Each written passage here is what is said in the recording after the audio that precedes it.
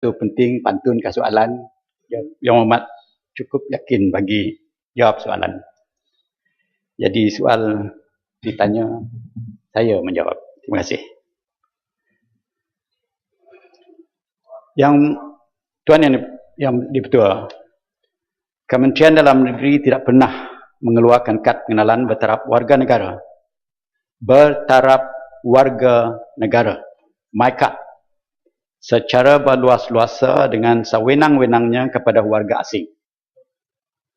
Sebaliknya, pengeluaran kad MyCard diberikan kepada individu yang layak, yang telah dianugerahkan, ini satu proses yang lain ya, penganugerahan taraf kewarganegaraan Malaysia berdasarkan peruntukan undang-undang di bawah bahagian 3 Perlembagaan Persekutuan. Yang kedua, selain dari itu, mengenai keterangan Superintendent Muhammad Azman Muhammad Safri semasa prosiding Suruhanjaya Siasatan Pendatang Asing RCI di Sabah, beliau hanya merujuk kepada 7 laporan polis yang telah diterima oleh pasukan siasatan. Laporan tersebut mengandungi tomahan terhadap individu yang memegang dokumen palsu. Manakala 13 surat aduan awam telah diterima dan menjalankan siasatan serta memanjangkan kepada Jabatan Pendaftaran Negara untuk semakan. Dalam hal ini, banyak individu berkenaan telah pun dipanggil oleh Suruhanjaya memberi keterangan dalam RIC pendengaran RIC di Sabah. Selain daripada itu, keterangan Superintendent Muhammad Azman juga menyentuh ramainya warga asing yang menetap di Sabah. Daripada saksi-saksi diambil daripada warga asing memegang pelbagai dokumen dikeluarkan oleh beberapa agensi kerajaan yang bertujuan untuk mendaftar kehadiran. Warga asing ini di Sabah sahaja. Saksi yang diambil yang memegang MyCard, semuanya diberikan MyCard mengikut perundangan pada ketika itu dan adalah sah dan genuine. Terima kasih Yang Muhammad. Terima kasih Yang Ketua. Ya, Putatan. Terus terima kasih Menteri dengan jawapan yang pendek. Saya rasa rakyat sudah faham jawapan Menteri soal pendedahan oleh Superintendent Azman semasa ia dipanggil untuk memberi keterangan RCI. Tapi namun bagian, saya terlebih dahulu mengucapkan usaha PDRM ini. Saya rasa pendedahan daripada Superintendent Azman itu patut kita hargai dan terima kasih kepada beliau. Kalau saya harus dibagi pangkat, kenaikan pangkat, seperti orang ni berani, orang mendedahkan. Juga kepada Ketua Polis Negeri Sarawak yang mendedahkan penglibat sindiket di Sarawak yang telah dikesan oleh pihak PDRM. Ini satu, saya mau Dewan Yang Mulia ini merekodkan usaha PDRM itu sangat-sangat terpuji. Tetapi ada juga antara jabatan kerajaan ini seperti kenyataan daripada Ketua Pengarah Immigration yang dikeluarkan dalam berita harian pada malam semalam yang mengatakan perkara-perkara macam ni hanya terpencil. Artinya, Datuk Yang di-Pertua, perkara seperti ini sebelum dipolitikkan oleh pihak pembangkang, bagus kita tanya dan kita dekat kerajaan Barisan Nasional ini harus tangani masalah sedemikian. Kenyataan daripada Ketua Pengarah Immigration ni, Datuk Yang di-Pertua, dianggapnya perkara ini kecil. Itu pokok kalau senang. kita melihat apa yang kisah-kisah, kalau apa ni pencerobohan di Tambuhan itu perkara kecil kah? Perkara penembak membunuh apa dia? Staff bank, perkara kecil kah? Perkara terpencil kah? dan perkara di Sarawak ni, ini anggap perkara kecil kah? Jadi kita mau tahu, kalaulah Jabatan Pendaftaran Negara juga terlibat, bagaimana kita katakan pemalsuan kad pengenalan kita, Datuk Yang Dipertua? Artinya, kalau jabatan, kaki tangan jabatan JPN terlibat, maksudnya ini semua tiada kesaksian, dia betul. Asal. Jadi kita, bagaimana kita kesan sebab surat lahir dipalsukan. Kita tidak dapat mengesan. Bagaimana penguatkuasaan kita dapat mengesan? Jadi adakah pihak kementerian, walaupun jawapan saya itu sedar atau tidak? Memang sedar. Jadi bagaimana langkah-langkah untuk mengatasi masalah seperti pemalsuan ini? Kalau ini juga panjang sangat, JPN terlibat, ini perkara sebelum pembangkang berdiri ini, bagus saya keluarkan. Ya, kita ada sebab peluang kita dalam tidak mau pembangkang mempolitikkan isu yang mengena dengan keselamatan negara kita, Datuk Yang Dipertua. Jadi saya minta pihak kementerian, apa langkah yang mungkin dapat mengatasi masalah pengeluaran kad yang melibatkan jabatan-jabatan kerajaan yang tidak bertanggungjawab ni. Minta Menteri menjawab. Pantun kemudian. Ya. Terima kasih Yang Berhormat. Saya biarlah menegaskan di sini bahawa kementerian dan juga agensi-agensi kerajaan sebagai jabatan immigration, jabatan pendaftaran memandang serius, tidak kira 10 ataupun 100 ataupun 1 dokumen kerajaan yang dipalsu ataupun diguna pakai ataupun disalahgunakan oleh individu-individu yang tidak bertanggungjawab. Untuk itu, maka kementerian tidak menolak bahawa ada kad-kad milikan orang lain yang digunakan oleh warga asing yang telah diselewengkan daripada kad-kad yang hilang disebabkan kecuaian. Kad-kad dan diragut, dicuri, mungkin juga dijual kepada sindiket oleh warga yang tidak, masyarakat yang tidak bertanggungjawab. Jadi statistik menunjukkan bahawa kes kehilangan MyKad telah meningkat. Saya pernah jawab ini pada sesi-sesi yang lepas. Tapi pada masa sekarang ini maklumat yang terkini, Tuan Yang Dipertua. Dari tahun ke tahun, pada tahun 2010, kita mempunyai sebanyak 397,079 kad telah dilaporkan hilang. Tahun 2011 bertambah lagi sebanyak 413,068 kad. Pada tahun 2012 bertambah lagi 429,137, dan bagi tahun 2013 hingga 31 Oktober sebanyak 565,157 kad dilaporkan hilang. Menteri JPN. boleh minta soalan? Yang Berhormat, saya ini tengah menjawab ni. Nah, sila Menteri. Terima kasih, Yang Berhormat. Ya. Sehubungan dengan itu, biasanya saya beri lecture, Yang Berhormat, kalau buat salah tu.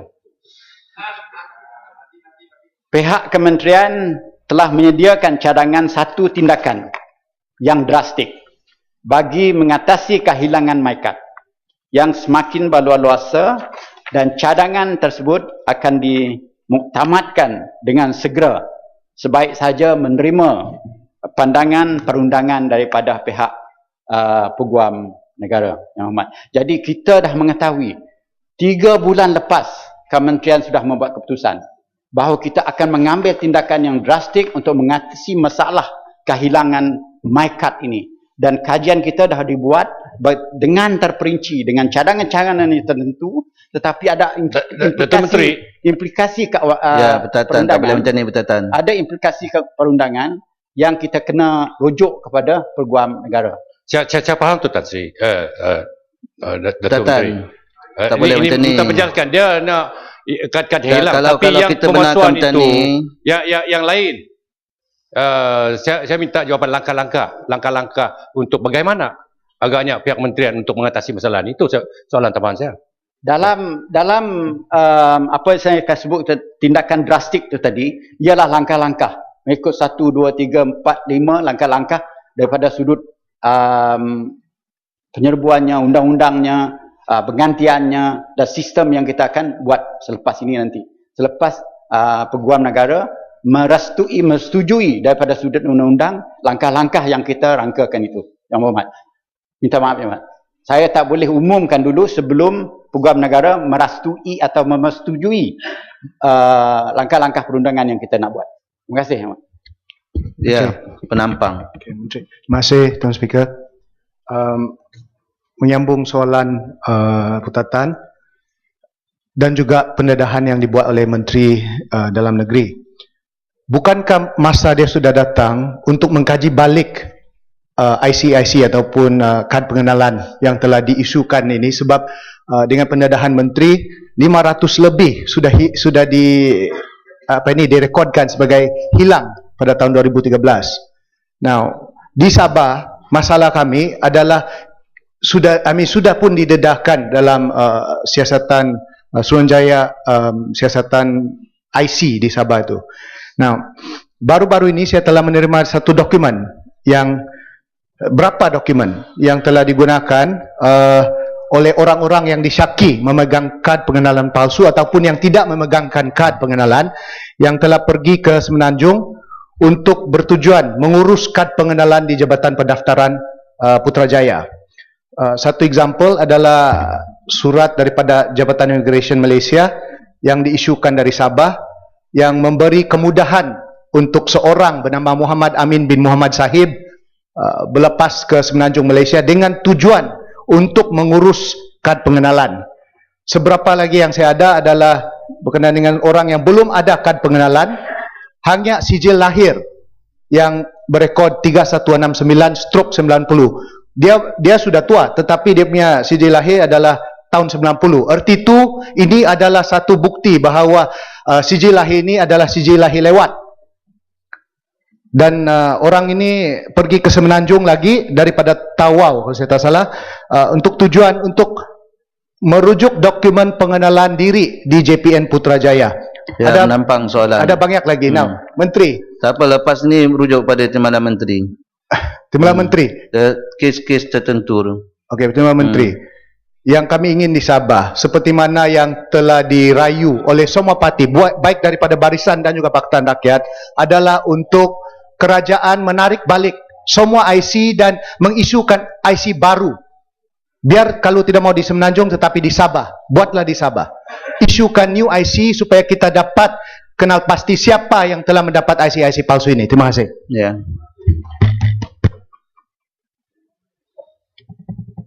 Ada peminat juga yang hormat ni. Tepuk meja. Menteri jawab, tepuklah je meja juga. Yang berhormat, jawapan kepada persoalan yang berhormat itu bukan saja orang Sabah mahu. Negara Malaysia mahu yang hormat. Jadi kita, itulah sebabnya kerajaan meluluskan penubuhan Suruhanjaya siasatan di Sabah. Dan kita berpandu kepada apa yang disarankan oleh Suruhanjaya siasatan di Sabah itu nanti. Tindakan-tindakan yang bakal kita buat adalah berpandu kepada cadangan dan saranan yang dibuat oleh Suruhanjaya. Sama ada nak ganti ini, nak ganti itu, belum kita boleh buat satu keputusan. Tapi dalam masa yang sama, saya memperingatkan bahawa negara ini ditadbirkan oleh Kabinet, menurunkan kuasa eksekutif yang di Pertuan Agong, menerusi perlembagaan dan ditadbirkan oleh Kabinet. Walaupun Suruhanjaya ini membuat saranan-saranan yang tertentu, akhirnya keputusan yang terakhir Suruhanjaya itu juga dirujuk, jawapan dia dirujuk kepada Kabinet. kabinet itu mewakili Tuan Yang di-Pertuan Agong akan menilai mana satu yang dipakai, mana satu tidak dipakai, Yang Hormat, ya. Ini syarat dan sistem pentadbiran negara Malaysia di bawah Perlembagaan Malaysia menurunkan kuasa agung kepada kabinet negara. Jadi dengan itu, Yang Hormat, kita tunggu saranan RCI, lepas tu diputuskan oleh kabinet. InsyaAllah KDN akan laksana kalau selaras dengan kehendak Yang Hormat. Yang berhormat, kita lepas ini minum kopi lah dekat kantin tu. Terima kasih, Yang Hormat. Ya, lipis, jangan panjang. Terima kasih pada Yang Berhormat Yang Di-Pertua. Saya soalan ringkas, tepat dan padat. Sila. Memandangkan sekarang ni kita sering membaca laporan akhbar berlaku kes pengawal keselamatan ditangkap menggunakan kad pengenalan orang lain. Apakah kemungkinan mereka ini mungkin mendapat kad pengenalan ini adalah seperti langkah-langkah yang diberitahu oleh yang diberitahu oleh pihak menteri melalui mencuri ataupun menjual dan sebagainya. Jadi sekarang soalan saya, adakah kemungkinan mereka-mereka ini adakah kemungkinan pihak kerajaan untuk menentukan dalam hal ini dapat dielakkan syarikat-syarikat yang melibatkan orang awam ini akan menggunakan sebelum temuduga, maksudnya menggunakan kad mesin-mesin pengimbas untuk memastikan kad pengenalan itu bukannya datang daripada kad pengenalan orang lain. Sebab tadi pihak menteri dah nyatakan, maknanya daripada curi yang daripada 2010 sehinggalah 2013 yang kilangannya mencecah hampir sejuta ataupun dah sejuta. Kalau mengikutkan 300,000, 400,000, 200,000 lebih tadi, dah sejuta dalam masa 3 tahun. Ya, maknanya kalau orang boleh jual, dah boleh dapat berapa juta agaknya. Ya, terima kasih. Jadi itu soalan saya. Ya, sila Yang Berhormat Menteri. Soalan yang ringkas. Tetapi Yang Berhormat Yang Di-Pertua faham ni. Peguam ni kalau Yang Berhormat peguam tak peguam saya tahu tu. Yang Berhormat peguam. Yang ringkas kata peguam, brief tu panjang. Belum dia kata panjang lagi. Yang Berhormat, terima kasih soalan tu. Soalan pengawal keselamatan. Itulah kenapa kita telah mengarahkan, kementerian telah mengarahkan pihak PDRM, pihak polis untuk membuat pemeriksaan kepada semua syarikat-syarikat pengawal keselamatan di seluruh negara. Dan setakat ini telah kita periksa sebanyak 1,150 orang anggota keselamatan ini, dan 283 premises yang kita telah serbu dan masuk, cek dan sebagainya. Hasil daripada itu 20 orang telah ditangkap, 26 orang Filipina, 1 Indonesia dan 1 Thailand yang didapati menggunakan 15 kad palsu dan 13 pemakai kad orang lain. Ini yang dua perbezaan, Yang Hormat. Kad palsu ni makna dia buat kad macam kad pengenalan juga tapi dipalsukan. Tetapi kad orang lain tu dia buang gambar, dia tambah gambar saja. Tapi detail butiran tu memang wujud. Kalau Wan Junaidi Tunku Joppa kata dia ambil kad saya, dia ganti gambar saya, dia tunjuk memang saya. Nama dia ditukar nama saya. Itu menggunakan kad orang lain. Jadi nampaknya memang wujud perkara ini berlaku. Itulah kita mengambil tindakan yang drastik dan berpadu untuk mengatasi masalah ini. Itulah bersama dengan garis panduan yang saya sebut tadi dan kita serahkan kepada peguam negara untuk disetujui. Kalau sudah disetujui ini, dia akan merangkumi tindakan kita, bukan saja berhubung dengan mengatasi masalah yang disoal oleh Yang Berhormat daripada apa nama tadi? Dipis. Daripada Sabah ni. Penampang. Penampang. Mengangkumi perkara sedemikian, tetapi apa yang Berhormat soalkan ini kita atasi dengan langkah-langkah yang kita rancangkan. Dan ada di kalangan mereka hukuman yang dikena penjara 6 bulan dari tarikh tangkapan di bawah peraturan 251 peraturan pendaftaran negara. 1990. Jadi tindakan masih dibuat dan terus dibuat Yang Hormat untuk mengenal pasti supaya mereka yang terlibat dengan syarikat keselamatan ini tidak ada orang asing, melainkan mengikut panduan kementerian, iaitu hanya orang tempatan dan orang Nepal berlatar belakangkan ketenteraan saja boleh berkhidmat dalam syarikat kawalan keselamatan, dan senjata api carry and use permit hanya diberi kepada orang tempatan. Sekian, terima kasih Datuk Yang Tua. Ya, terima kasih. Saya jemput Tuan Idris bin Haji Ahmad. Assalamualaikum warahmatullahi wabarakatuh dan salam sejahtera. Soalan nombor 2. Sila, Yang Menteri. Bismillahirrahmanirrahim. Datuk Yang Dipertua, untuk makluman ahli yang berhormat, setakat ini tiada ada kaki tangan kerajaan yang dibuang kerja kerana terlibat dengan kegiatan politik. Berdasarkan statistik dari tahun 2010 hingga 2013, seramai 9 orang pegawai awam telah dikenakan tata tertib kerana didapati aktif dalam politik tanpa kebenaran, iaitu melanggar Peraturan 21, Peraturan Pegawai Awam, Kelakuan dan Tata Tertib 1993, yang memerlukan pegawai awam memohon kebenaran ketua jabatan untuk terlibat secara aktif dalam politik.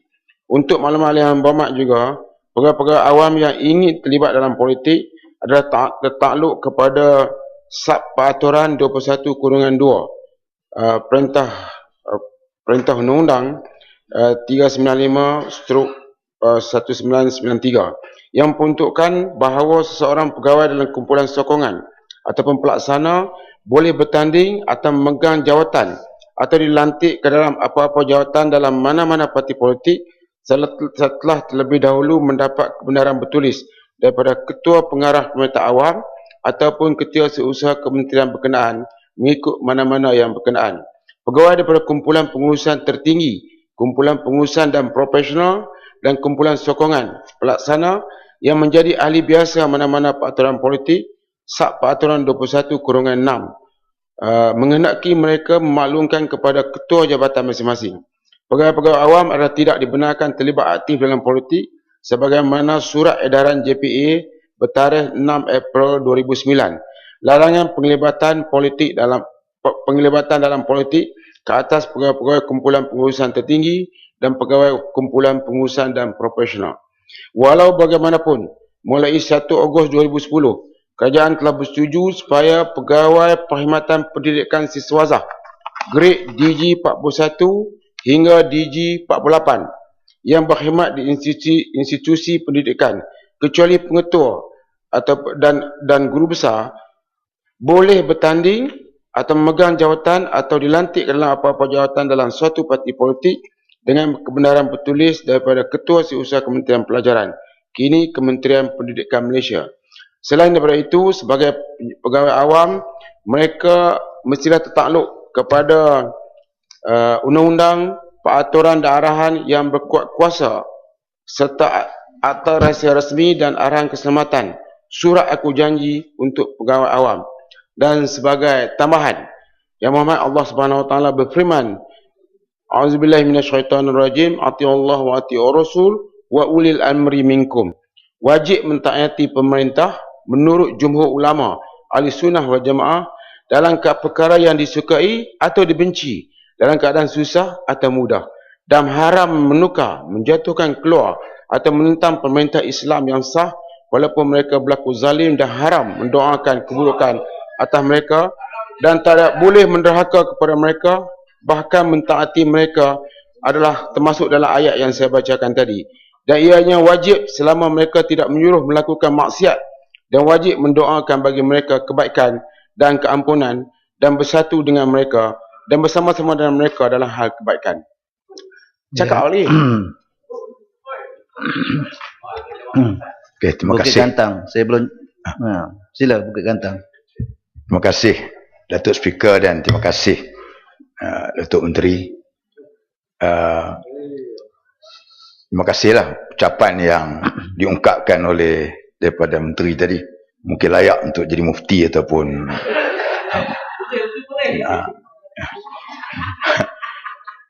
Soalan.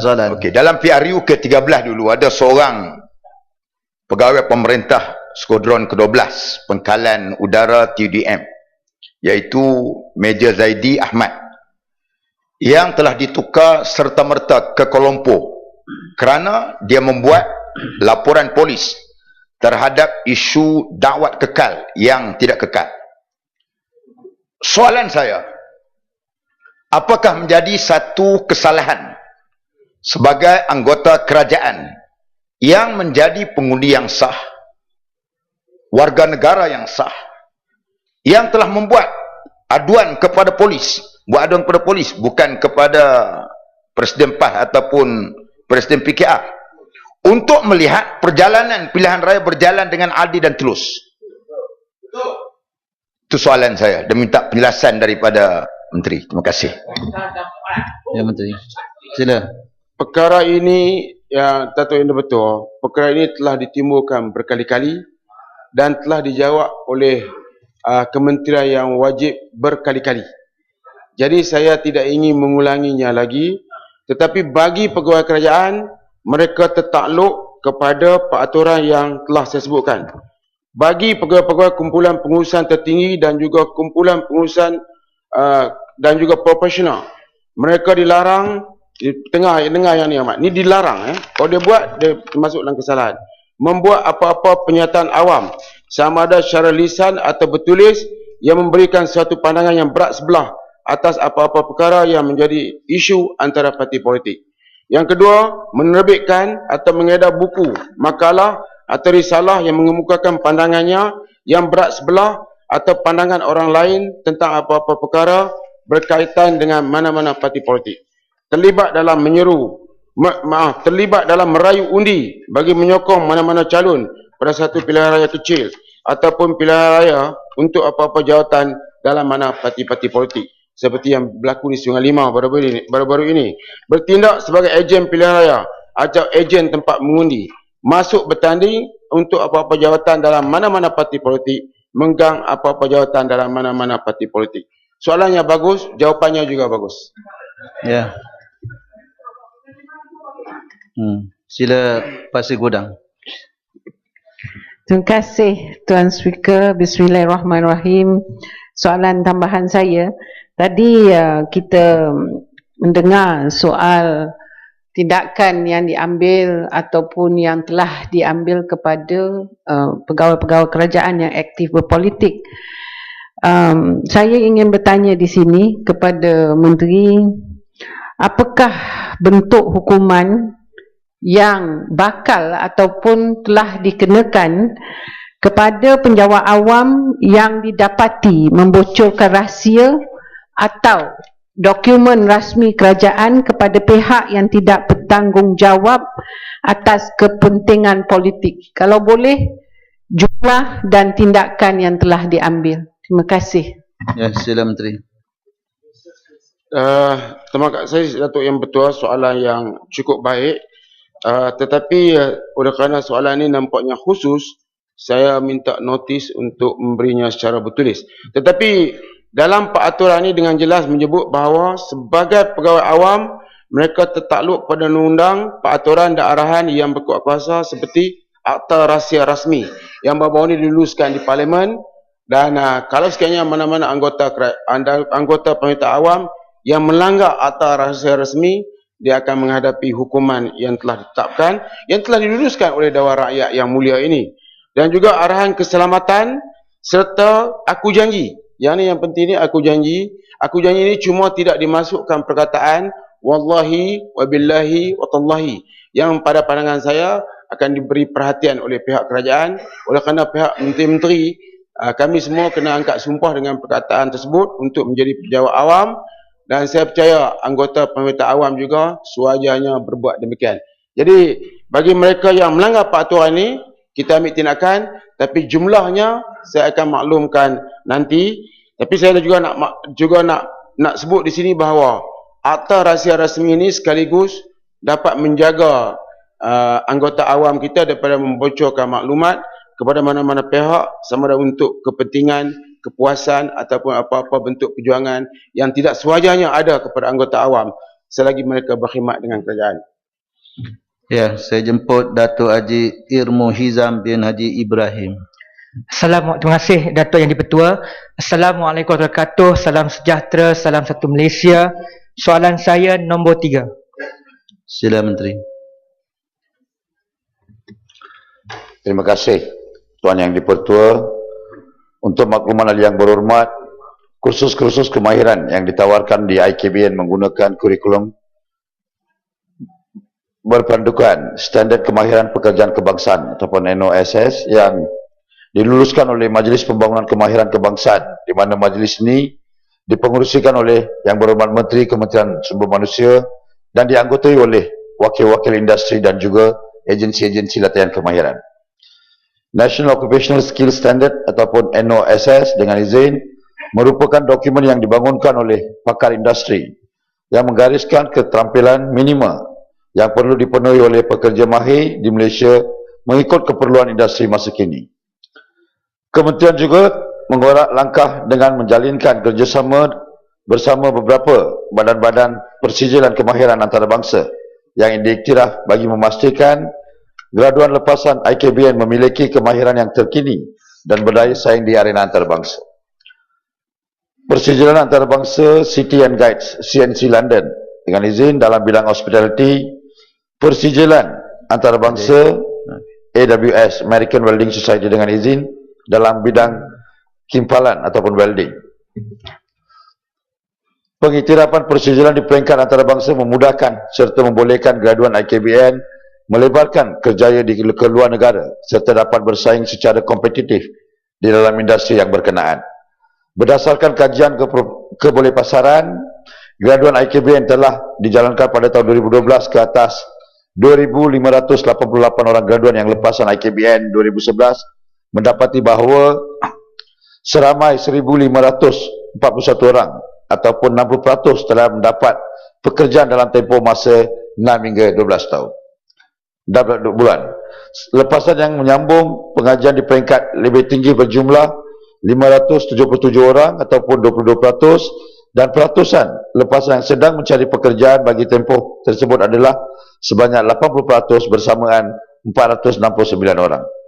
Hasil kajian kebolehpasaran ini membuktikan bahawa graduan lepasan IKBN memiliki kemahiran yang terkini dan berdaya saing serta mengikut kehendak industri dan pasaran kerja semasa. Bagi menjawab soalan kedua yang menarik minat generasi muda, untuk makluman ahli yang berhormat, bagi menarik minat generasi muda untuk sentiasa aktif mengikuti program sukan, Kementerian telah menyediakan pelbagai kemudahan sukan. Di antaranya ialah membina 1,871 buah gelanggang futsal satu Malaysia di seluruh negara, 90 buah gym satu Malaysia hampir di kesemua daerah, kompleks belia dan sukan negeri-negeri dan 14 buah kompleks sukan komuniti dan juga kompleks sukan rakan muda, sukan air dan udara.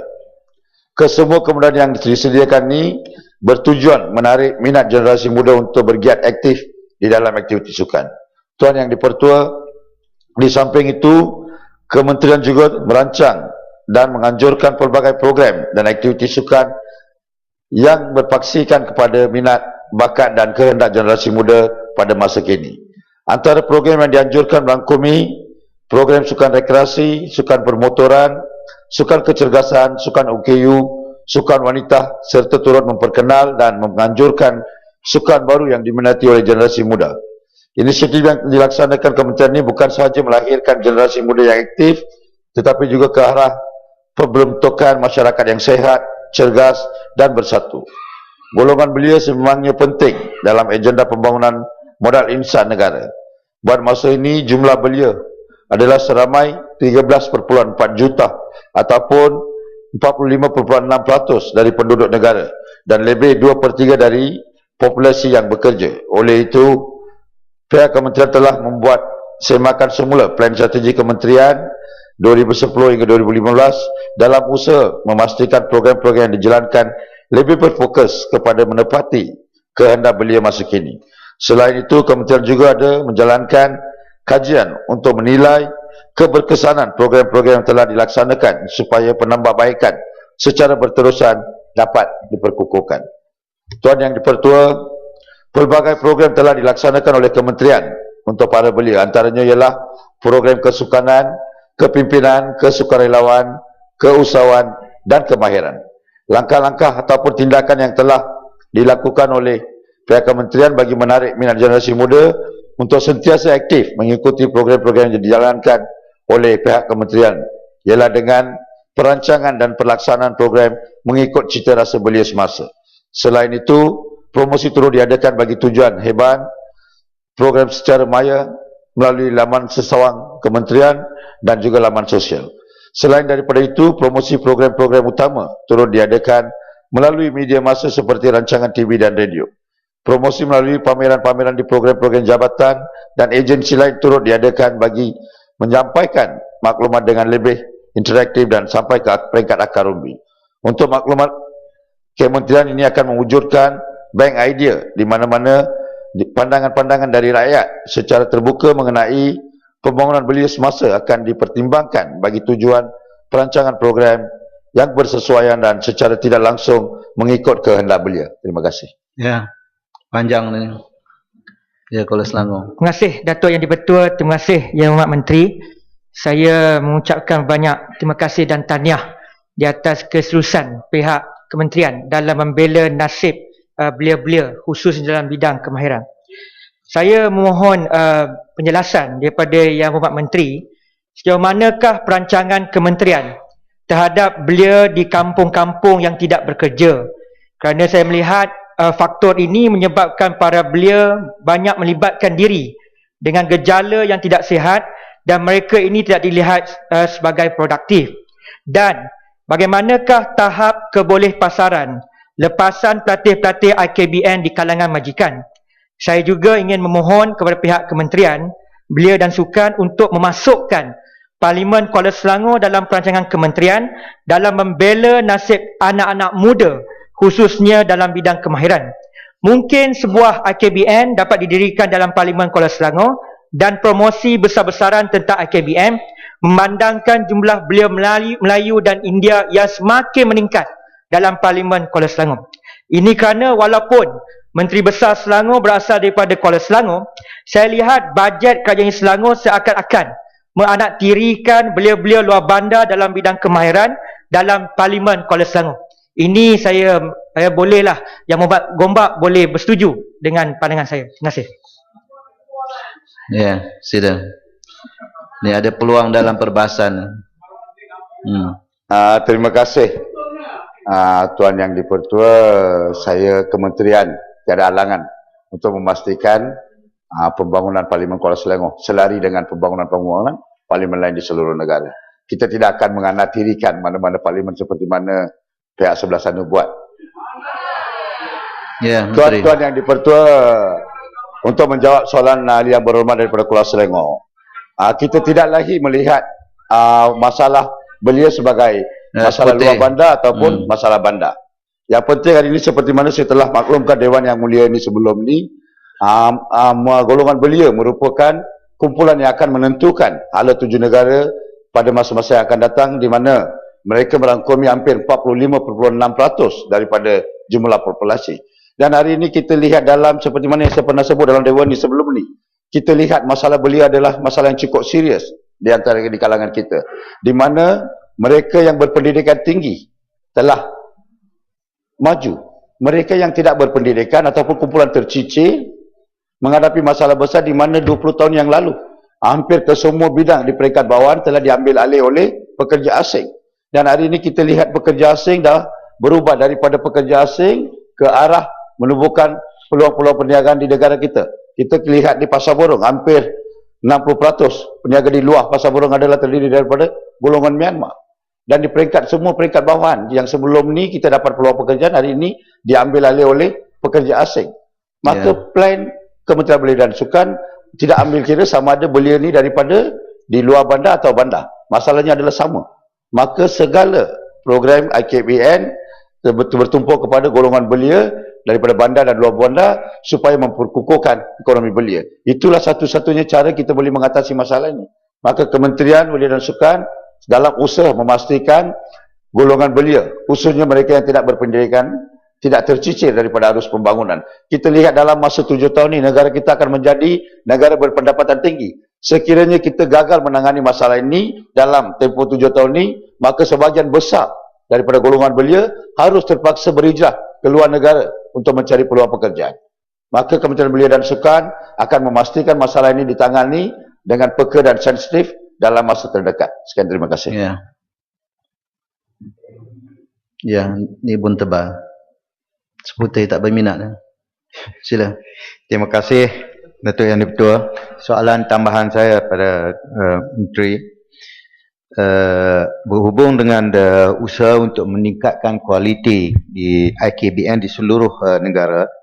Dari segi yang pertama, adakah rancangan kementerian untuk menyusun semula IKBN di seluruh negara dalam dua aspek. Pertama, satu dari segi niche area, dengan izin Datuk Yang Di-Pertua, itu menyusun supaya kurikulum ataupun proses pembelajaran di seluruh IKBN di seluruh negara ini tidak bertindih di antara satu sama lain. Umpamanya mungkin di kawasan utara dikhususkan kepada otomotif, robotik ataupun perkepalan ataupun mekanik. Itu contoh-contoh yang tertentu. Itu soalan yang pertama. Dan yang keduanya, adakah rancangan juga daripada kementerian untuk menukar atau struktur semula pengurusan IKBN ini? Kita dapati sekarang ni pengurusan IKBN kebanyakannya diurus pengurusnya diurus oleh pegawai-pegawai belia yang bukan dalam bidang profesional, tapi yang kita sebutkan kan tadi. Itu soalan teman saya. Ya. Sila Menteri. Tuan Yang Di-Pertua, untuk maklumat yang berhormat, setakat hari ini memang tiada masalah dari segi pengurusan IKBN dan segala sebalang program-program IKM telah dijalankan secara baik dan betul. Walau bagaimanapun, pandangan ahli yang berhormat akan diterima secara terbuka dan akan dikaji untuk kepentingan golongan belia. Yang kedua, mengenai program-program yang diperkenalkan oleh Kementerian Belia dan Sukan di bawah IKBN adalah berpanduan kepada future market, sama ada boleh berpasaran atau tidak. Maka Kementerian Belia dan Sukan telah memperkenalkan pelbagai program. Khususnya hari ini kita ada program-program seperti teknologi otomotif, teknologi elektronik, teknologi elektrik, teknologi awam, teknologi mechanical, teknologi tekstil, teknologi marine, hospitality, personal, fotografi, maklumat, sukan permotoran ataupun motorsport. Untuk mengenal pasti dan niche area, Kementerian Belia dan Sukan juga telah memperkenalkan program-program baru di untuk pasaran dunia antarabangsa dalam bidang sukan dan pengurusan golf, minyak dan gas, oil and gas dengan izin, penyelenggaraan pesawat dan memprosesan bahan pertanian. Sekian, terima kasih. Ya. Oleh kerana Tuan Haji Nasruddin bin Hassan tiada dalam Dewan, soalan nombor 4 saya jemput Datuk boleh saya tanya bagi pihak. Soalan nombor 5. Datuk ni betul. Semalam yang Timbalan Menteri Pendidikan janji nak jawab soalan ni kerana semalam dia tak ada bahan. Jadi dia kata jawab hari ini soalan 4. Jadi saya ganti. Sila. Tengok dia senyum, dia mengakui. Sila. Dia sedia, boleh bagi. Soalan saya soalan nombor 5. Jawapan di sana. Sedia. Soalan nombor 5. Okey, jawab. Bismillahirrahmanirrahim. Assalamualaikum warahmatullahi wabarakatuh. Salam sejahtera, salam satu Malaysia. Datuk Yang Di-Pertua, seperti ahli yang berhormat sedia maklum, kemudahan jaringan jalan raya dalam negara kita terbahagi kepada beberapa kategori, iaitu kategori lebuh raya, jalan persekutuan, jalan kerajaan negeri, jalan luar bandar, jalan pihak berkuasa tempatan dan jalan kampung. Justru penyediaan kemudahan jalan-jalan ini dilaksanakan oleh agensi-agensi pelaksana di bawah kerajaan persekutuan, kerajaan negeri dan pihak berkuasa tempatan. Berdasarkan perangkaan mengikut pewartaan Jalan Persekutuan sehingga 31 Disember 2012, semua jalan persekutuan negeri Sabah sepanjang 1,501.84 km telah pun diturap. Manakala berdasarkan rekod Jabatan Kerja Raya Negeri Sabah, jalan di bawah bidang kuasa kerajaan negeri masih belum berturap adalah sepanjang 5,371.45 km dan jalan di bawah bidang kuasa pihak berkuasa tempatan adalah sepanjang 5,388.07 km. Mengenai persoalan jumlah peruntukan yang diperlukan bagi menurap ke semua jalan-jalan yang dinyatakan tadi, disebabkan terdapat beberapa kriteria untuk menurap jalan dan tiada kaedah pengiraan yang tepat bagi mengira kos sebenar, adalah dianggarkan bahawa sebanyak 33.55 bilion ringgit Malaysia diperlukan bagi menurap sejumlah 10,759.52 km jalan yang dinyatakan tadi.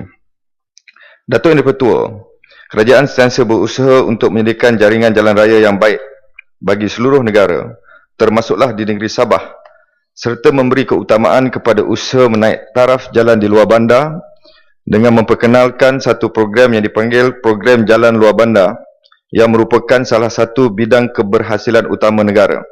Untuk makluman ahli yang berhormat, peruntukan pembangunan persekutuan bagi tahun 2011 sehingga 2013 adalah sebanyak 2.09 bilion ringgit. Manakala negeri Sabah telah menerima sejumlah 150.9 juta ringgit untuk membina jalan luar bandar pada tahun 2013 dan sejumlah 140.2 juta ringgit lagi telah diperuntukkan bagi tahun hadapan tahun 2014. Berdasarkan pencapaian NKRA bagi negeri Sabah berkaitan program jalan luar bandar ini, sehingga 30 September 2013, jalan sepanjang 1,183.24 km telah dibina. Terima kasih. Sebentar tuan, kita ada tetamu. Ahli-ahli yang berhormat, sukacita dimaklumkan bahawa bersama-sama kita di Dewan Yang Mulia ini delegasi dari House of Representatives of Philippines dan anggota seramai 2 orang yang diketuai oleh Yang Berhormat Panggalian Makarau Balindong. Kepada Yang Berhormat Panggalian Makarau Balindong dan delegasi, Dewan ini mengalu-alukan kehadiran mereka ke Dewan Yang Mulia ini. Sila tuan. Terima kasih ya. Datuk Yang di-Pertua, soalan tambahan. Kalau kita lihat bilangan ataupun jumlah 33 bilion yang diperlukan untuk menurap keseluruhan jalan luar bandar di Sabah dan berbanding dengan peruntukan yang diberi untuk tahun hadapan yaitu 140 juta. Kalau kita kira tidak ada kesudahan, tidak ada masa sampai bila dia diselesaikan. Dan Datuk Yang di-Pertua, jika sekiranya jalan-jalan ini tidak diturap, tidak naik taraf, khususnya jalan JKR yang 5.300 km itu, maka pengangkutan di luar bandar memang akan menjadi satu bebanan yang begitu berat bagi rakyat. Oleh sebab itu, jika sekiranya kerajaan tidak membuat satu program khusus untuk menurap dan menaik taraf jalan-jalan raya ini, sampai bila pun tidak selesai.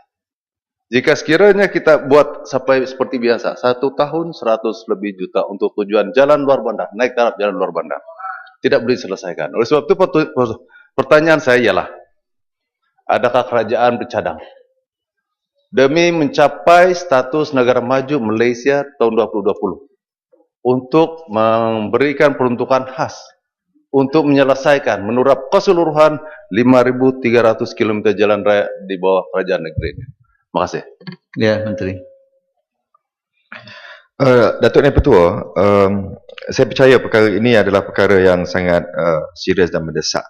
Namun begitu, saya percaya perbincangan bersama dengan kerajaan negeri Sabah khususnya akan terus dilaksanakan bagi kita mencari jalan bagaimana jalan-jalan yang berada di bawah pentadbiran kerajaan negeri dapat dikendalikan usaha untuk menurap dalam masa yang secepat mungkin.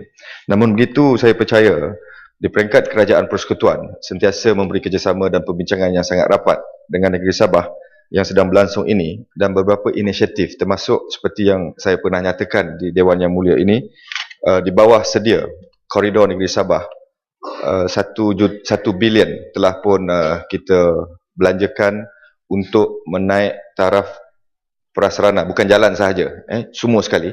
Yang saya percaya sedikit sebanyak dapat juga membantu pembinaan prasarana kemudahan dalam usaha menarik pelabur-pelabur untuk melabur ke negeri Sabah.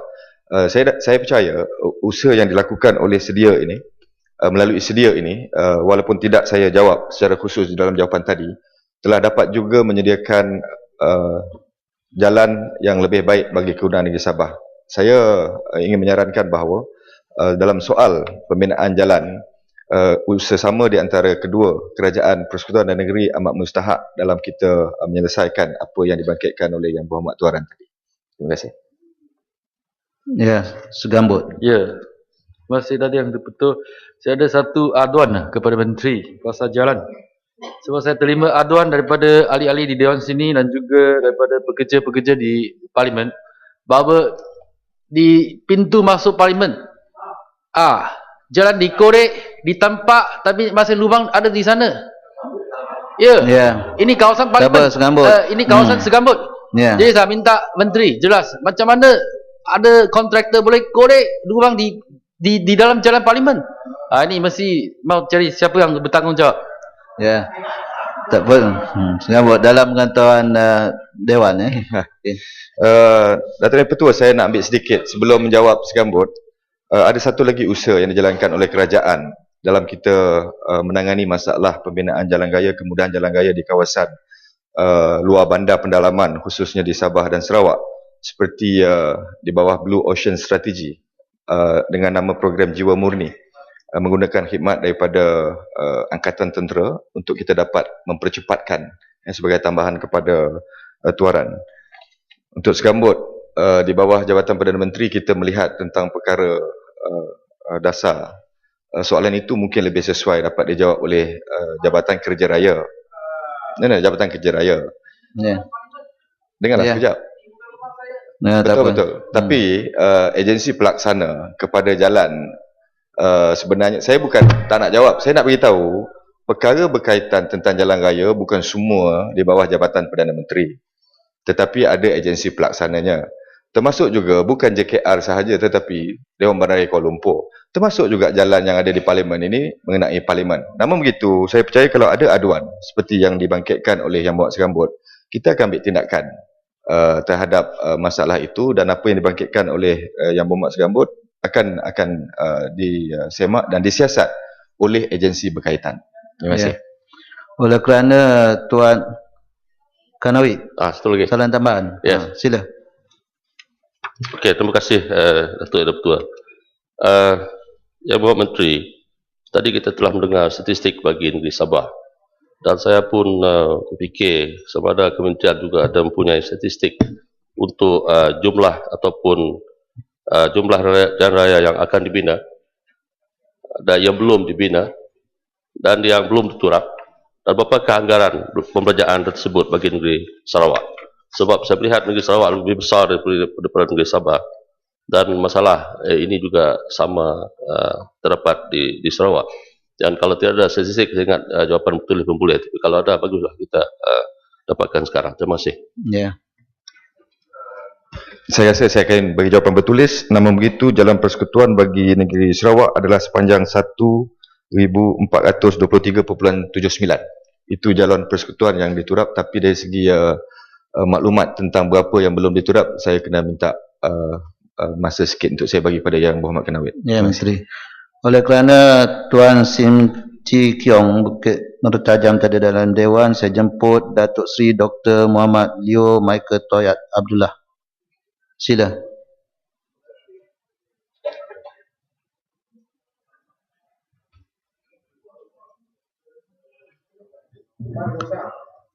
Terima kasih. Terima kasih Datuk Yang Di-Pertua. Soalan saya soalan nombor 7. Terima kasih.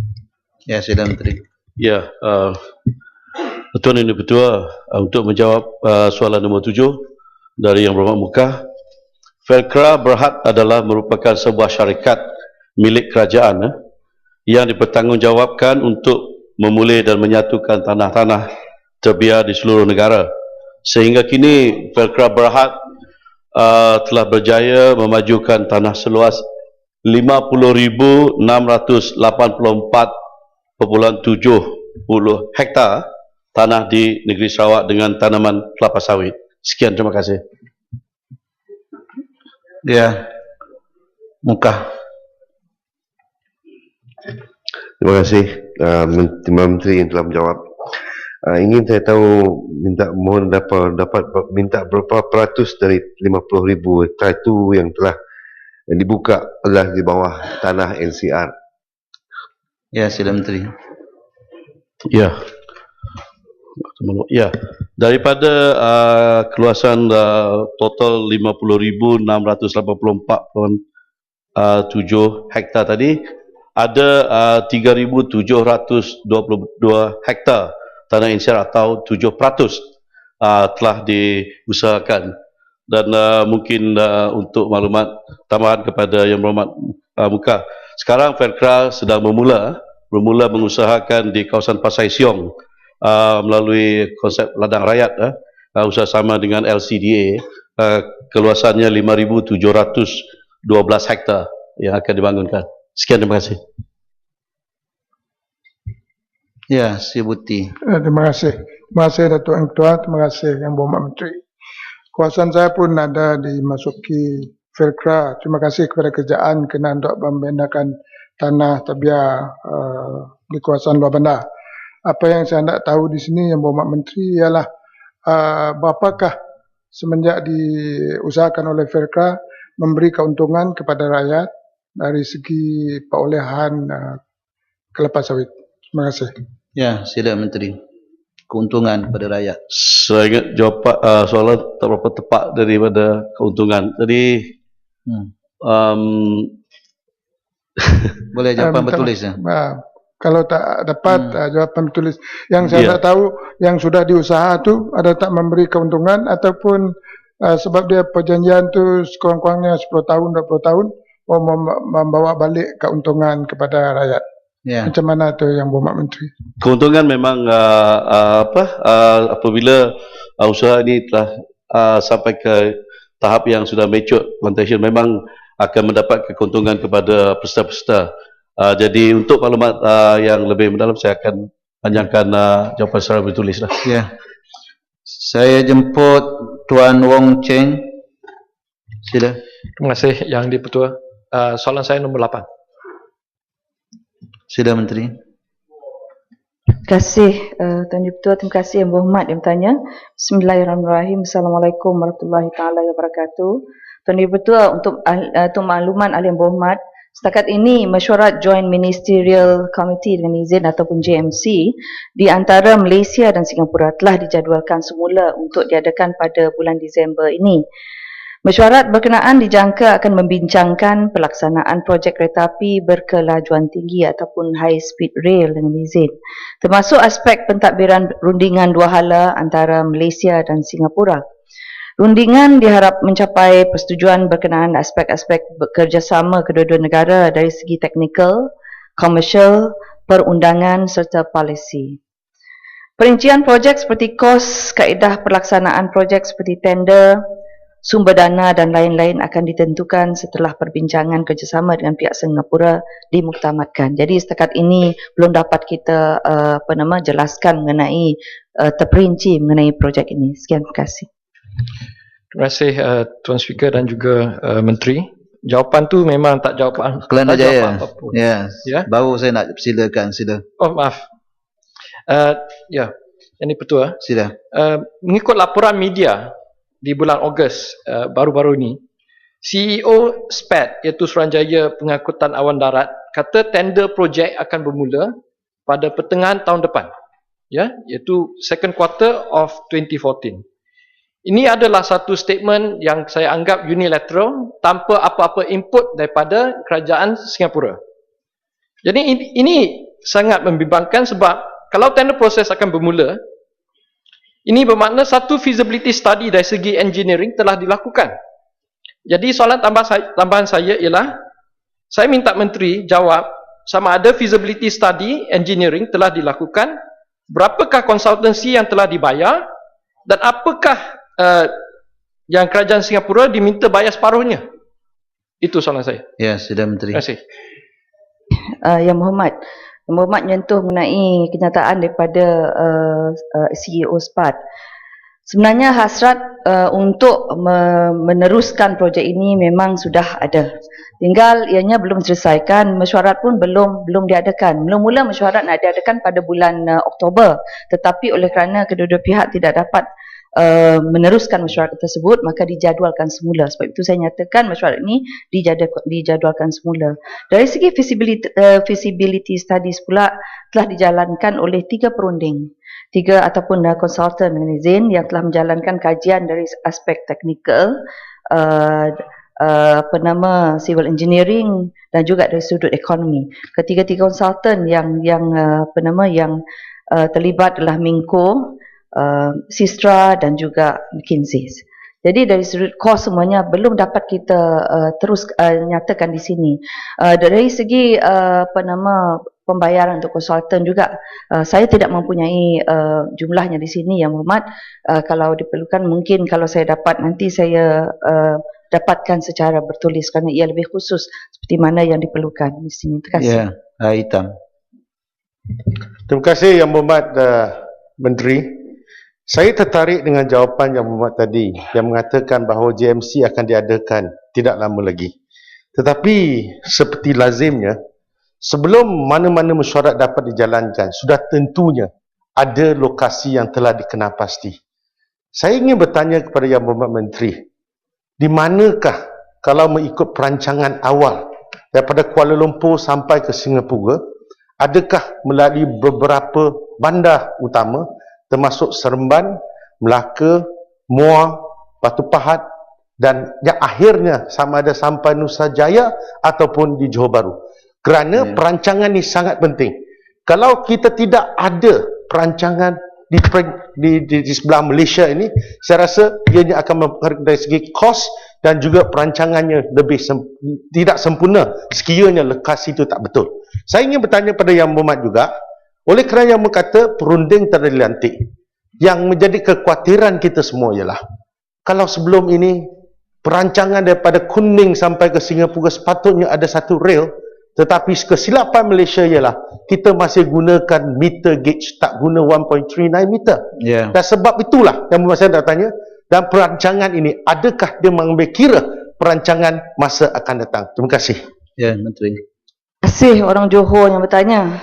Memang kalau dari segi lokasinya kita telah melibatkan apa yang dalam perancangan dan juga yang telah dipersetujui di dalam perancangan tersebut, walaupun belum dipersetujui oleh dua-dua pihak kerana dua-dua pihak belum lagi bermesyuarat lagi, tapi dari segi lokasinya kita ada dari Lembah Kelang ke Negeri Sembilan, ada Melaka, ada Johor dan seterusnya ke Singapura.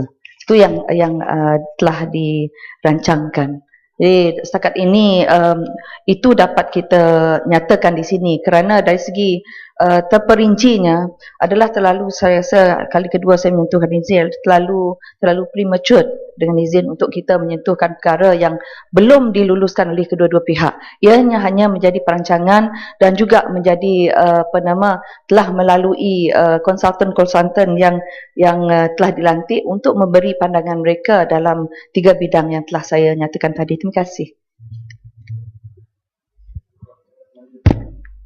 Konerus. Ya, apa tu, oleh kerana soalan nombor 9 tiada juga Datuk Haji Nawawi bin Haji Ahmad, saya jemput soalan Dr. Lee Buncai. Ya, sila. Terima kasih Datuk Yang Betul. Soalan saya soalan 10.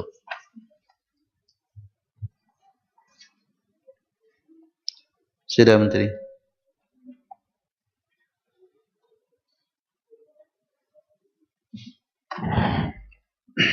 Terima kasih Yang Berhormat Datuk Yang Ketua,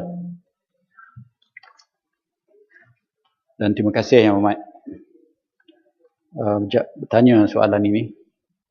Kementerian Dalam Negeri telah mengisytiharkan 49 pertubuhan tidak sah di bawah Akta Penubuhan 1966.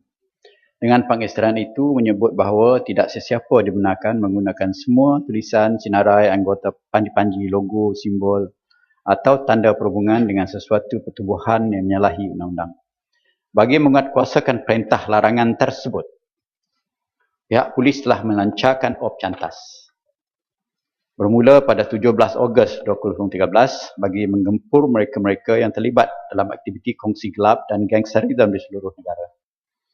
Hasil daripada operasi cantas khas yang dimulakan pada 17 Ogos tersebut hingga 20 November 2013, seramai 871,526 orang telah dibuat pemeriksaan.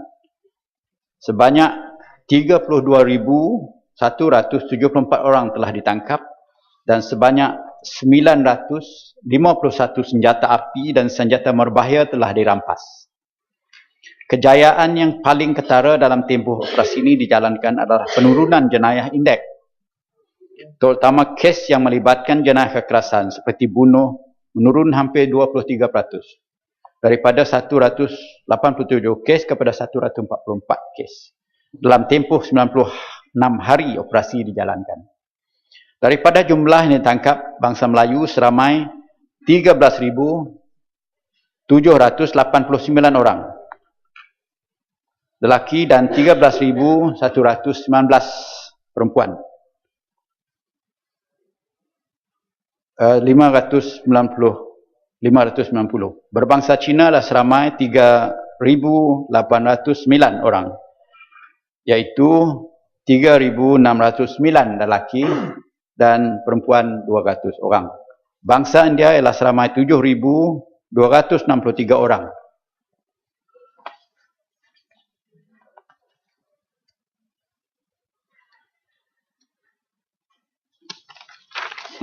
Kertas ni. Di antaranya 7,113 lelaki dan 124 perempuan. Dan lain-lain bangsa adalah seramai 7,313 orang, iaitu 6,145 orang lelaki dan 168 orang perempuan.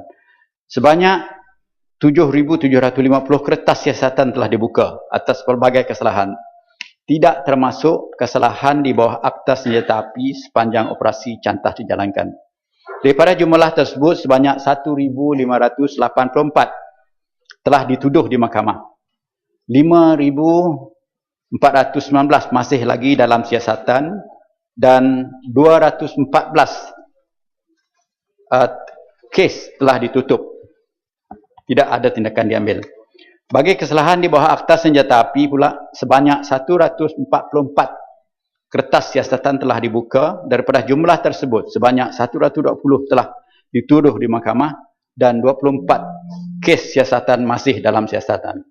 Pihak polis akan meneruskan operasi secara berterusan bagi menjamin keselamatan negara sentiasa terpelihara dan sehingga rakyat merasa selamat dan memastikan fear of crime di kalangan masyarakat dapat dikurangkan. Terima kasih.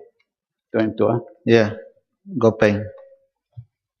Terima kasih Dr. Yang Ketua dan terima kasih Timbalan Menteri atas jawapan tersebut. Saya lihat dalam ops cantas ini PDRM dapat bertindak begitu cepat dalam masa yang singkat dan satu efisiensi yang agak tinggi. Ini bukti bahawa PDRM memang ada maklumat berkenaan dengan 49 kongsi gelap yang berkenaan dan orang-orang yang terlibat dalam kongsi gelap tersebut. Bagaimana pula dengan tindakan-tindakan terhadap sindiket-sindiket lain? Saya pasti PDRM ada maklumat. Misalnya, sindiket-sindiket pengedar dadah, sindiket-sindiket 4 ekor haram, sindiket-sindiket cyber cafe, sindiket-sindiket membekalkan mesin slot dan sindiket-sindiket along. Saya pasti kalau PDRM buat tindakan sedemikian akan menunjukkan efisiensi yang sama. Adakah PDRM akan buat operasi khas untuk sindiket-sindiket tersebut? Sekian. Ya, Menteri sila. Yang Mohd, terima kasih untuk membangkitkan kes-kes yang sebenarnya dianggap amat penting dan menarik perhatian masyarakat. Saya juga banyak dihubung oleh pihak bukan saja di Semenanjung tetapi di Sabah dan di Sarawak. Dan kita juga pernah mendengar kelabakan dan sebagainya membangkit persoalan perjudian haram. Soalan perjudian haram ini khususnya cyber gambling yang banyak dilaksanakan menggunakan komputer dan sebagainya. Ini juga telah diambil tindakan oleh pihak polis. Serbuan telah dibuat seluruh negara, tapi malang yang amat butiran-butiran khusus yang terperinci tidak ada tangan saya oleh kerana sebenarnya ini saya fikir kita keluar daripada soalan, tapi saya jawab juga ya, kena penting. Serbuan telah dibuat dan banyak penangkapan dan juga rampasan-rampasan perkara yang ditangkap macam komputer riba dan sebagainya, alat, duit dan kakas-kakas tu. Tetapi malang sekali dalam serbuan kita ini hanya menangkap pihak-pihak yang menjaga depan komputer. 2-3 orang yang jaga pejabat. Jadi budak-budak pejabat, office boy, orang bawahan ini saja yang kita dapat tangkap. Tetapi mereka langsung tidak mahu memberitahu siapa tuan-tuan dan bos-bos mereka. Jadi ini satu halangan yang dihadapi oleh pihak polis. Walau bagaimanapun, gerakan ini akan terus dilaksanakan dan saya telah memberi arahan supaya tidak berkala disentiasa dilaksanakan. Begitu juga soalan dadah. Sebenarnya dadah saya semalam berbincang secara khusus berhubung dengan dadah ni. Khususnya soalan pel kuda. Sebagaimana pada hari semalam saya dimaklumkan, saya ada keluar dalam kaca TV bahawa pel kuda yang banyak berlaku di Kelantan, di Terengganu dan di Pulau Pinang. Tetapi yang terbesar sekali ialah di Kelantan oleh kerana kemasukan menerusi Sungai Golok yang sepanjang 95 km dan di daratnya ada 32 km. Itulah kenapa bila saya pergi ke Kelantan pada ketika itu, saya mencadangkan supaya diadakan pagar di seluruh panjang Sungai Golok. Lepas itu menteri pula mencadangkan supaya diadakan pagar. Tetapi membuat pagar di Sungai Golok itu melibat pemindahan masyarakat di tepian sungai sepanjang Sungai Golok yang mempunyai jeti haram ataupun jeti private ini sebanyak 50 jeti. Yang kita ketahui 48 jeti itu dipantau ada diguna pakai oleh pihak-pihak tertentu mendarat daripada seberang sana. Yang kita fahami dan kita ketahui ada membawa elemen-elemen dadah ini. Kita semua mempunyai fakta-fakta ini yang hormat, tapi tindakan untuk mengambil tindakan ini amat payah. Siapa dalang di sebaliknya perkara ini berlaku. Dan penangkapan dadah ini berterusan seluruh negara dan kita kenal pasti juga dan tindakan pihak narkotik di bawah PDRM itu juga berterusan. Dan saya telah berbincang semalam, sebenarnya saya mengurusi jawatankuasa kecil di bawah kabinet komiti untuk merancang masa hadapan penangani dadah ini. Dan saya telah memberi arahan jurusan-jurusan mungkin ada pemindahan, penambahan baik undang-undang yang ada sekarang ini untuk menyelaraskan tindakan-tindakan yang kita buat. Terima kasih. Ya, Jelebung. Terima kasih Datuk Yang Dipertua. Terima kasih Menteri. Pertama-tama saya merakamkan ucapan tahniah dan syabas kepada pasukan polis PDRM yang dengan berani tegas melaksanakan operasi cantas ini, di mana operasi cantas ini telah sebanyak sedikit membantu mengembalikan keyakinan rakyat, keyakinan orang ramai terhadap keselamatan di dalam negara ini. Jadi telah ramai, beratus ribu telah diperiksa dan berpuluh ribu telah ditahan. Jadi Selangor mencatatkan penahan yang tertinggi. Jadi oleh kerana itu saya mohon Yang Berhormat Menteri, apakah ada kajian atau analisa yang dibuat hasil daripada operasi cantas, op cantas ini dan juga pindaan poka baru-baru ini telah banyak membantu dan menjurus ke arah kejayaan harapan rakyat untuk melihat sesuatu keadaan yang aman dan selamat di dalam negara ini. Dalam tempoh Opcantas yang telah berjalan itu, apakah ia telah menunjukkan tren dan keyakinan ke arah kita akan berjaya untuk mencapai keadaan negara selamat seperti yang dimimpi dan diharapkan oleh rakyat. Terima kasih. Ya, sila Menteri. Terima kasih, Yang Berhormat.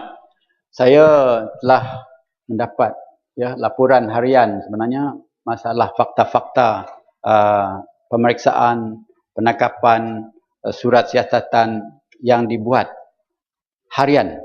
Dan pada yang terkini, saya baru terima pada hari kemarin sebenarnya, buku kecil ni, maklumat berhubung dengan progres ataupun perkembangan apa yang kita buat dalam Opcantas.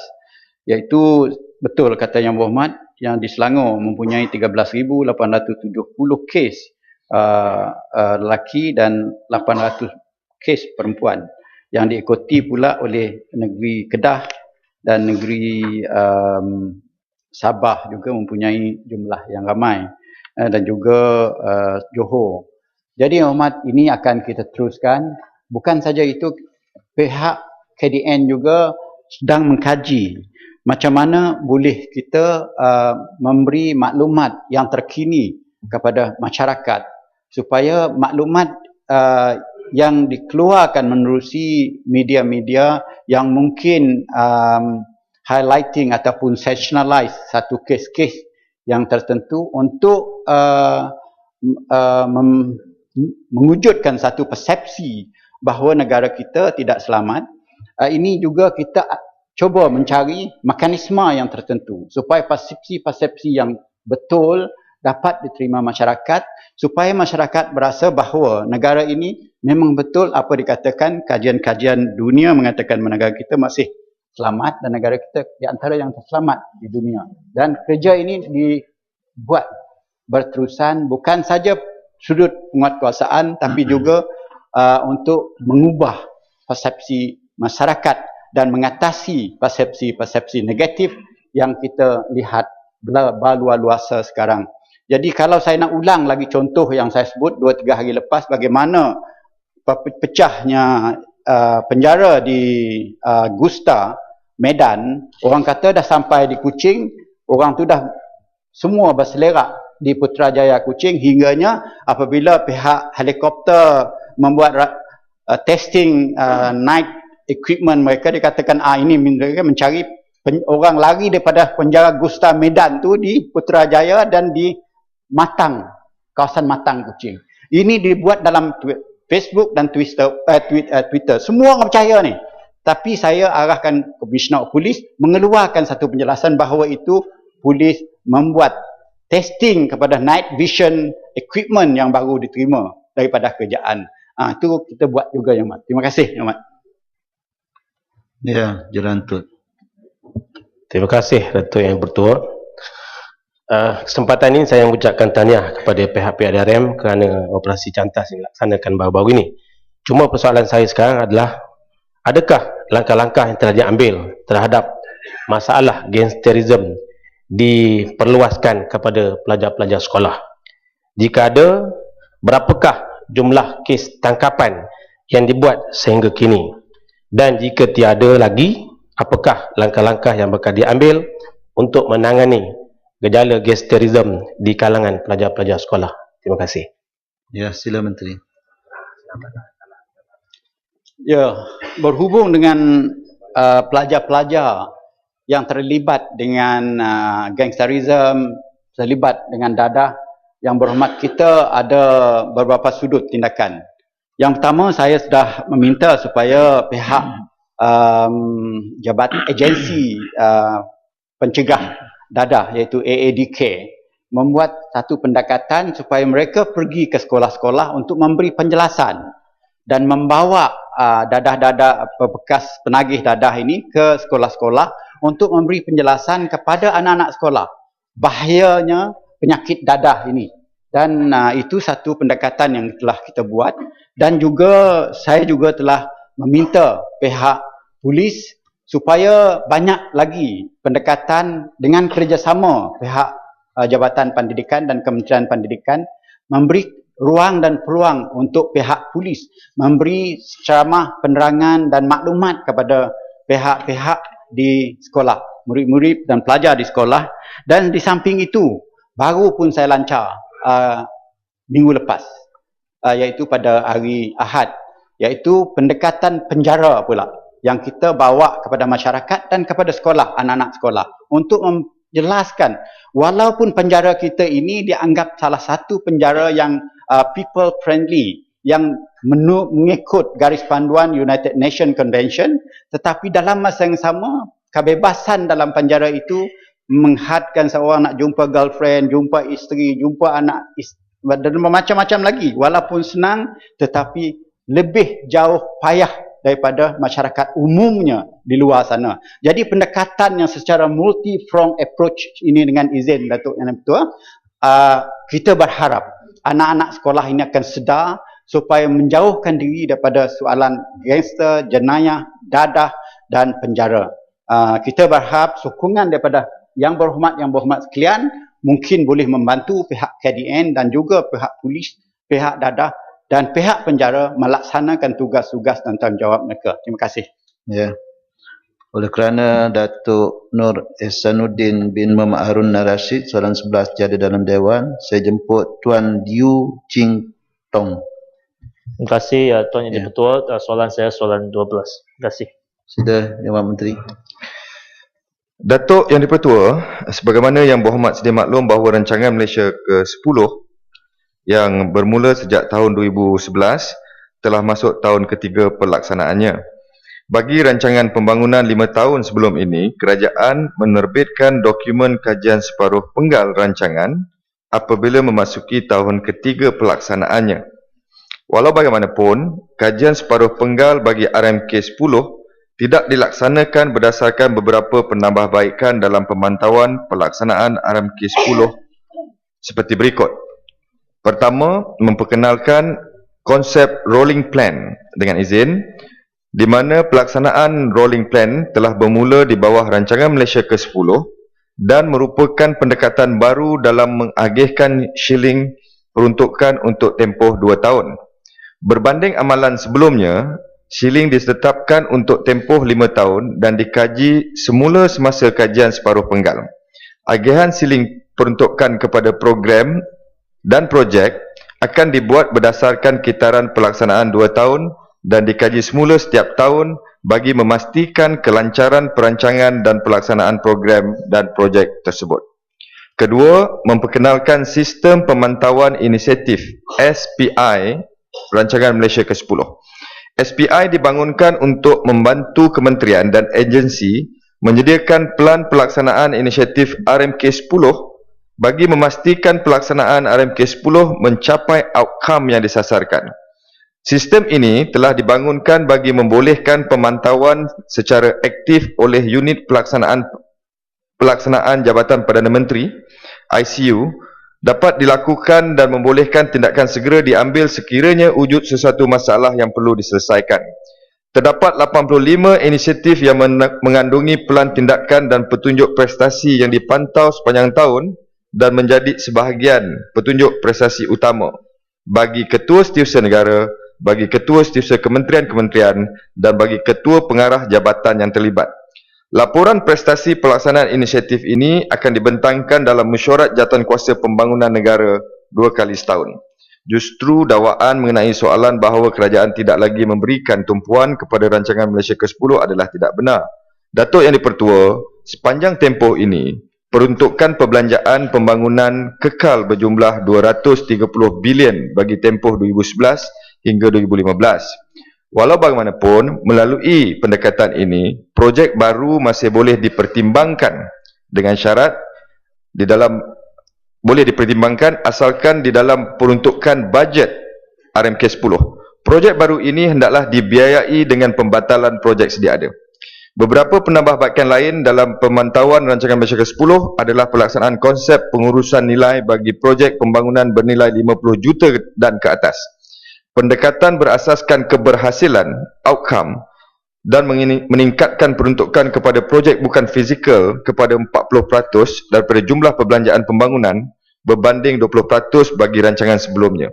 Pelaksanaan pelbagai langkah penambahbaikan tersebut menunjukkan bahawa kerajaan sememangnya memberi tumpuan dan pelaksanaan rancangan 10 seperti mana rancangan pembangunan 5 tahun sebelum-sebelum ini. Malah, mekanisme dan kaedah penilaian serta pemantauan yang diperkenalkan ini adalah lebih baik berbanding dengan rancangan pembangunan sebelumnya. Terima kasih. Ya, keluar. Terima kasih Tuan Yang Dipertua, terima kasih Timbalan Menteri. Rancangan RMK ini adalah salah satu mekanisme yang penting untuk kerajaan dan juga untuk para akademik dan juga untuk rakyat untuk memantau pencapaian kerajaan. So, soalan saya, dulu dokumen RMK dan juga dokumen kajian separuh tu penting untuk semua. Adakah kerajaan bersedia untuk mengumum secara rasmi pelbagai mekanisme yang disebutkan oleh Timbalan Menteri tadi dalam parlimen melalui satu ministerial statement, kenyataan menteri ataupun dengan cara-cara lain supaya walaupun tidak ada kajian separuh penggal, sekurang-kurangnya para akademik boleh dapat data dan juga rakyat umum boleh dapat menilaikan pencapaian RMK 10. Terima kasih. Ya, sila Menteri.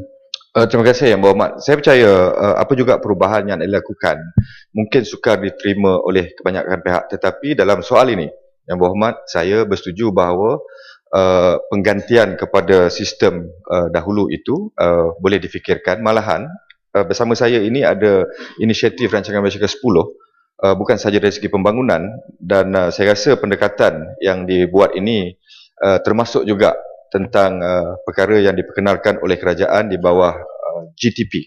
Dan sebenarnya memang Malaysia sebuah negara yang membentangkan pencapaian petunjuk prestasi kepada rakyat seperti yang dilakukan secara langsung di dalam RTM pada tahun lepas, yang menunjukkan di manakah kedudukan kita dan ke manakah akan kita pergi dalam usaha mencapai wawasan 2020. Jadi saya rasa pandangan Yang Berhormat adalah berselari. Cumanya untuk saya memberi jaminan tentang kaedah tentang pemberitahuan tersebut, saya rasa mungkin bukan dalam kedudukan saya membuat demikian. Namun begitu, kita akan membawa perkara ini untuk pertimbangan pihak kerajaan. Terima kasih Yang Berhormat. Baiklah, yang ahli-ahli yang berhormat, tamat sudah sesi